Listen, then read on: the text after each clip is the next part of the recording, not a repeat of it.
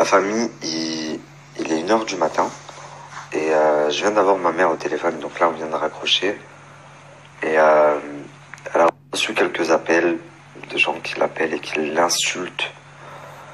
Donc une daronne de 50 ans. En tous les cas, je sais pas comment vous avez fait pour avoir son numéro. De toute façon, son numéro sera changé dès demain matin. La ligne sera désactivée. Moi, je ne vais pas faire de stories ce soir. J'en ai pas envie. Et voilà, je reviendrai peut-être vers vous demain. La famille, très brièvement, hier, Baby Driver, il a partagé une mise en demeure qu'il a reçue sur WhatsApp. Une mise en demeure de l'avocat de Jazz. Donc, l'avocat de Jazz qui s'avère être l'avocat de Éric Zemmour, un des hommes les plus racistes de France. Enfin bref. Donc du coup, Jazz, qui se dit musulmane, a pris un avocat pour se défendre contre Baby Driver et moi. Faut savoir que Jazz, ça fait 2 semaines que je t'ai collé un procès, donc bien avant que t'entames toi une procédure. Donc comme ça c'est clair. Et je vais vous mettre un article concernant l'avocat de Jazz, jugé par vous-même.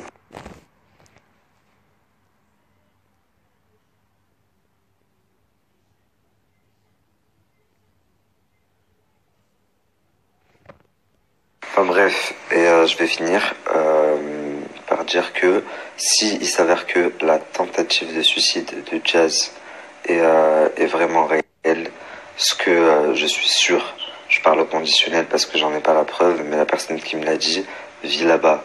Donc voilà. S'il s'avère que c'est vrai, faut savoir que moi c'était pas du tout mon but. Je pense que s'il lui serait arrivé quelque chose réellement, même si j'en suis pas du tout fautif, je me serais très mal senti parce que c'est comme ça, c'est l'éducation que j'ai eue. J'ai grandi avec ma mère, avec mes sœurs, donc j'aime pas avoir une femme quand elle est dans le mal. Il faut savoir que je sais qu'à l'heure actuelle, elle est vraiment dans le mal, même si c'est pas pour les mêmes raisons qu'elle prétend. Donc voilà, s'il faut que j'y aille plus mollo sur elle en ce moment parce qu'elle est fragile, je le ferai. Ça veut pas dire que j'arrête de parler de toi. S'il faut que je te laisse tranquille 2-3 jours et que je passe à quelqu'un d'autre, puis que je revienne terminer ce que j'ai commencé, je le ferai. En tous les cas, comme tu le dis si bien, c'est ta vie. Tu as choisi d'être un personnage public et donc de t'exposer.